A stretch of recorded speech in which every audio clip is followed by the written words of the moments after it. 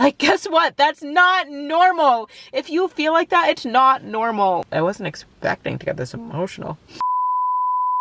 Hey guys, what is up? Welcome back to my channel. If you're new here, my name is Kaylee. And as you can see from the title of this video, I'm going to be talking about the 10 things that I learned my senior year of college. This is a video that I did both at the end of my sophomore and junior years of college, and I think that it is a good way to just recap on the growth and progress that I've made personally over the years, and just to see what like the biggest takeaways from each year of college were for me. I also think that maybe just me talking about my own experiences in different years of college might help those going into those years. I just finished my senior year of college.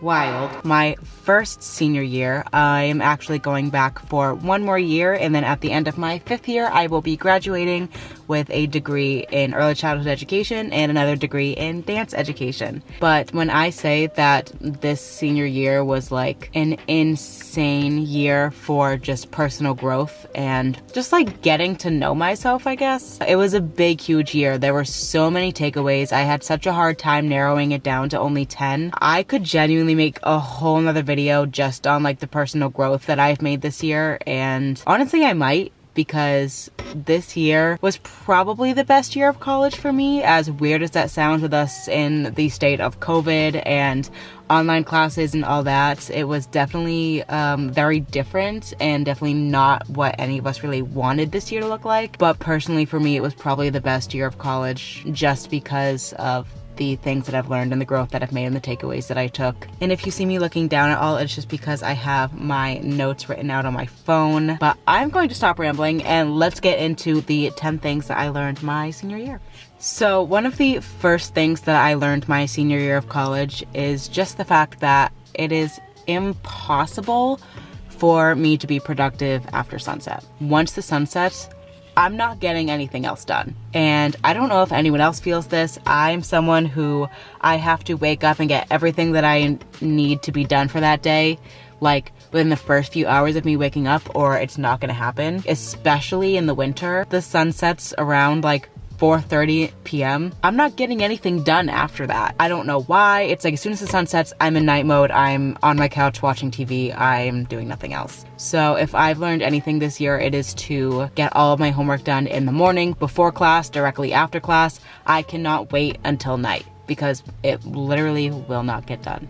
Kind of, sort of going on that same track, the second thing that I learned this year was that it is okay to stay up late to have fun. It's okay to lose a little bit of sleep on a school night to have fun with your friends. I am someone who very majorly prioritizes sleep and having a good nighttime routine and getting to bed on time. But my roommate is not one of those people. So I definitely had a few nights where my roommate would be like, come on, come out, let's do this. Let's go over this person's house, let's do this. And I would, and then once it got to like 9:30, 10 o'clock, I'd be freaking out because I needed to be in bed. I needed to be reading my book, taking my medications. I needed to be doing my nighttime journaling. And then I just realized, like, it's okay.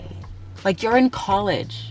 Like, have fun. It's okay. And I genuinely don't know if I would have realized that without my roommate. So thanks, Jill. My roommate really pushed me out of my comfort zone in that sense and forced me to be more social and to have more fun. And if you watched, I think it may have been my 2020 goals, maybe my 2021 goals as well. But a big goal for me over the past like year, 2 years was to just be more social and to put myself out there more. And I can definitely say that I've done that as much as we can in the current state of the world this year. And a lot of that was thanks to my roommate and her kind of like forcing me to do these things. Just, it is okay. Like, you're in college. Have fun. Another thing that I learned this year was to just eat the fucking pizza. Eat the fucking cake. Eat the fucking cookie. Eat it. I've talked about this, I think, very briefly on my channel. I have not always had the best relationship with food, especially throughout my college years. Freshman, sophomore year, I had a very hard, difficult relationship with food in the sense that freshman year I struggled a lot with binge eating, and sophomore year I struggled with the desire to be thin and to lose weight. Just restricted myself a lot on what I can eat. To be completely transparent, right now I am pretty much the weight that I walked out of my freshman year of college with, which at the time I was very unhappy with. But over the years I've learned that your body is not the problem. Weight is not going to be the end all be all. Like, losing weight is not the answer. Sometimes it is, but like losing weight is not going to be your solution to happiness, I guess is what I'm trying to say. And that took me a very long time to realize. But this year I've really learned to just like indulge in your cravings when you want to. This is so cliche and you hear it all the time, but it's so true. Life is all about balance, especially with food. In my case, personally, if I restrict myself, I'm going to end up binging. It has been a long journey to learn how to have a good relationship with food and how not to restrict, but also not completely indulge in eating like crap 24/7. And I'm definitely still on that journey. I am not there yet, but I'm definitely learning. And yeah, just eat the fucking pizza. It's okay. The fourth thing that I learned this year was that it is literally not worth it to be anyone but yourself. Again, to be completely transparent, I have always been someone who is very influenced by others in my personality and just how I present myself to others. A lot of times, especially throughout college, the friends that I was hanging out with very greatly influenced my personality, and I am a big people pleaser. So that also plays a large role in how I portray myself to others. Around certain people and around closer friends and family, I can be the weirdest, most obnoxious person if I want to be. Like, that's just my personality. I'm weird, I'm outgoing, like I can be really stupid sometimes. Like, it's just who I am in my natural form.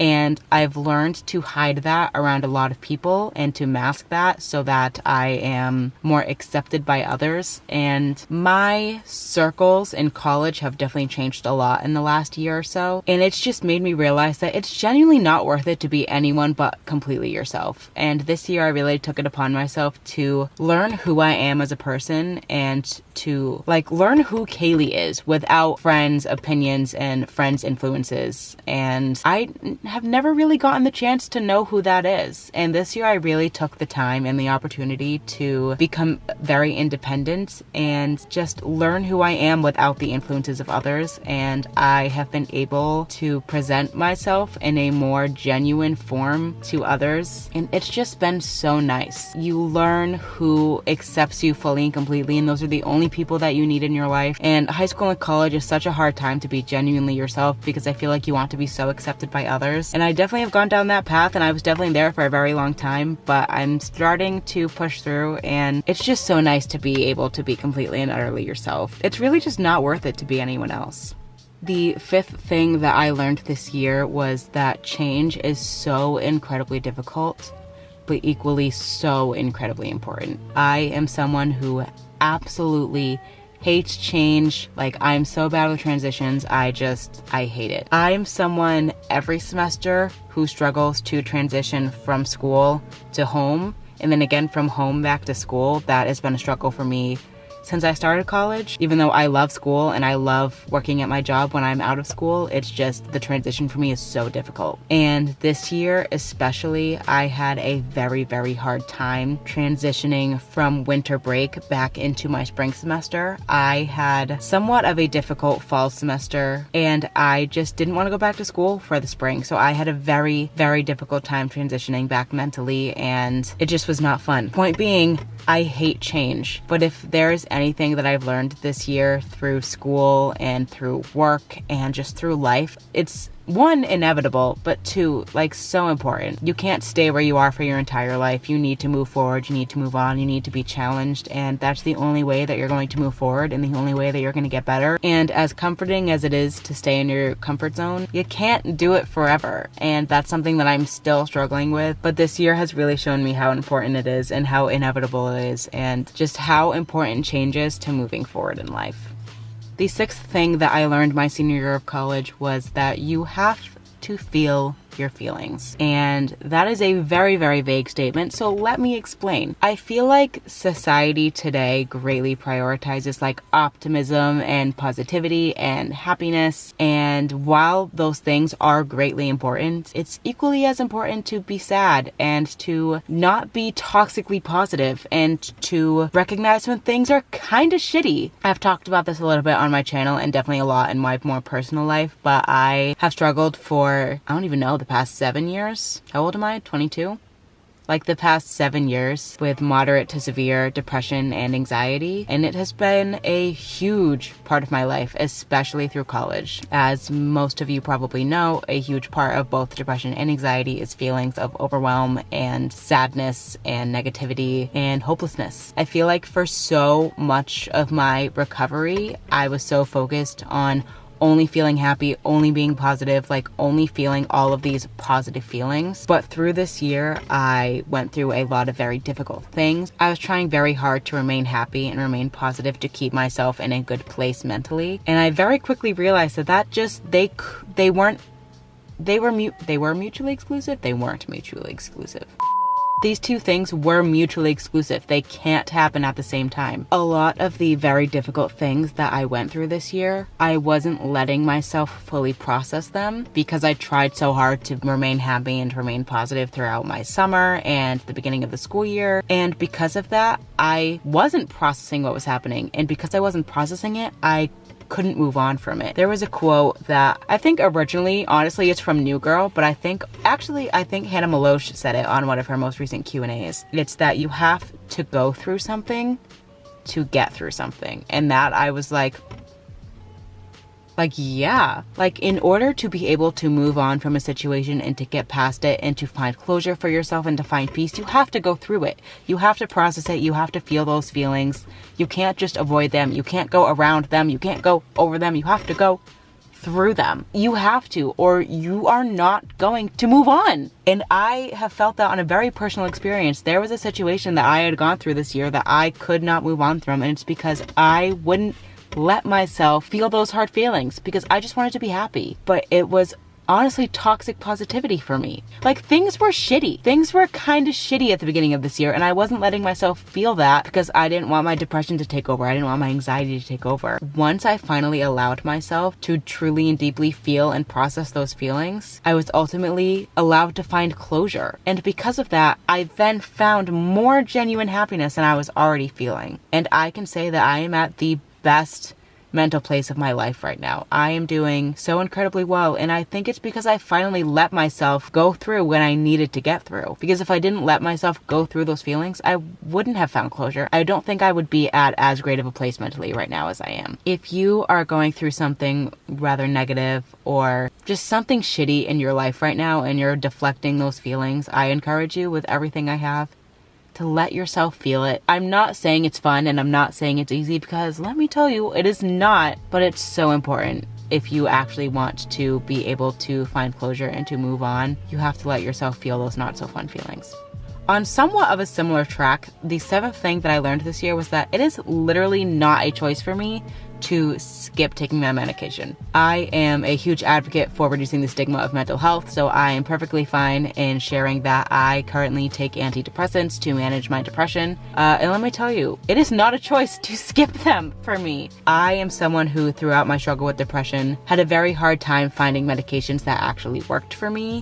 And through different genetic testing, we learned that SSRIs, which are the typical genre of medication used to treat depression, do not work for me. I need to take SNRIs. So, moral of the story, finally found a medication that works for me, but the withdrawal symptoms are ridiculous. There have been nights where it's like I forget to take them, or I'm at a friend's house, I don't have them with me, so I don't take them. I feel hungover the next day. I have the most massive headache. I am so lightheaded, and I don't know if that's necessarily a good thing now that I'm actually saying it out loud. But regardless, if there's anything I've learned this year in regards to my medications, that I'm genuinely not allowed to skip it. Like, it's literally not a choice or I will not function. The eighth thing that I learned this year was that if something or someone does not bring you complete and utter happiness, it's not worth it. That is something that took me a while to learn. like my entire life, basically. The point that I'm at in my life right now, I cannot necessarily say that this is true for everyone, but for me right now, if someone, something, some situation, some person doesn't bring me complete happiness, it's just not worth it to have them as a big part of my life. That is just me personally speaking from the mental state and the place that I am right now. It's not fun, and it's definitely not the easiest thing in the world, but I've had to cut a lot of things and people out of my life in the past year to be able to be my best self and to be in a situation, to be in an environment that cultivates like a positive experience in a safe space for my mental health. Again, that's something I've learned very recently. I am focusing very hard on keeping myself mentally and physically healthy. I'm doing so well mentally, like I said, and it is a huge priority for me to keep it that way right now. And in order to do that, I had to cut a lot of things out that weren't 100% beneficial for me. That's just where I'm at right now in my life. Going along with that, the 9th thing that I learned this year was that I have to be my first priority. I can't remember specifically. I think it was in my 2021, maybe my 2020 goals. I think one of them was to make myself my first priority. It's not only become a goal for me, it's become a necessity to be my own first priority. I'm gonna get emotional. I've never really realized until this year, genuinely how important it is to maintain my mental health. I had been in a state of constant and consistent depression and anxiety for so long that it just kind of became the norm to me. And I thought that that was just how you live life for so long. Like, I thought it was normal to struggle to get out of bed in the morning, and I thought that it was normal to feel like someone was sitting on your chest 24/7. And like, guess what? That's not normal. If you feel like that, it's not normal. And it took me so long to realize that I don't deserve to feel that way. I deserve to feel happy and at peace and just to feel good. And I hadn't felt that way for so long. But once I finally took the time and took the steps to get myself the support and the assistance and help that I needed to better my mental health, it's like the world opened up. Like Earth itself looks so different. A lot of people in my life lately praise me for my positivity and my optimism in life. And it's because I've been at the complete opposite for so long that like I'm just grateful for how beautiful life can be in its smallest and most biggest forms. And just being able to feel grateful for life is something that is just so beautiful to me, and I didn't think I'd be able to feel that way. What I'm trying to say is that it is a huge priority for me to be able to maintain the mental state, just maintain myself as a whole where I'm at right now. To be able to maintain that and to keep that safe needs to be my first priority, and has been my first priority, and I need to keep it that way. And I encourage every single one of you, whether you struggle with mental illness or not, to do the same. You should be your own first priority. The 10th thing that I learned my senior year of college was that I am exactly where I'm supposed to be. It took me most of the year to learn this, actually. I had mentioned before, I had a very hard beginning of my school year this year. I did not want to be in school. I don't think a lot of people know this, actually. I felt like my time in school was done. I wanted to move on. I did not want to be there. I did not feel passionate about being there. I did not feel motivated. And if you know me, if you know that that's very shocking, because I absolutely love the school that I go to. I love the department that I'm in. I love the people I'm surrounded by, but I just did not want to be there. I wanted to be done. I wanted to move on. I wanted to just go back to my job and work there full time. And I felt that way through fall semester and towards the beginning of spring semester. I just did not want to be there and felt like I wasn't supposed to be there. And I mentally had a very hard time, like I mentioned, transitioning back to school for spring semester. I have a light board in my room at my college apartment that I actually changed to say love where you're at, just as a visual reminder to like be grateful for where you are, love where you are. And I didn't believe it for so long. I just wanted to go back to work. I just wanted to go home. I did not want to be there. I don't even know what changed it for me. I think just honestly more opportunities opportunities to dance, more opportunities to leave my apartment. I had very supportive and uplifting people in my life my spring semester, and I was taking classes that I was genuinely passionate about and enjoyed going to, like went to bed looking forward to going to these classes the next morning. Just made the world of difference for me. Why am I so emotional? But genuinely, like, these classes and these people made the world of a difference for me. And through that, I realized, like, I'm exactly where I'm supposed to be. I'm not supposed to be done with school yet. I'm not supposed to be working full time yet. I'm supposed to be here. I did not feel like I was where I was supposed to be for a very long time. And that was not true. Like, no matter where you are in life right now, you're exactly where you're supposed to be. So those are the 10 things that I learned in my first senior year of college. Like I said, this was just such a revolutionary year for me. I am officially home for the summer. I am working full-time at my favorite job in the entire world. I am so incredibly grateful that I have another year of school. This year is going to be completely student teaching, my education degree. Thank you guys so much for watching. If you liked what you saw, definitely give it a big thumbs up and like and subscribe so you don't miss any more videos from me. I try to post every single Sunday at 2 p.m. I will see you all in my next video. Bye, everyone.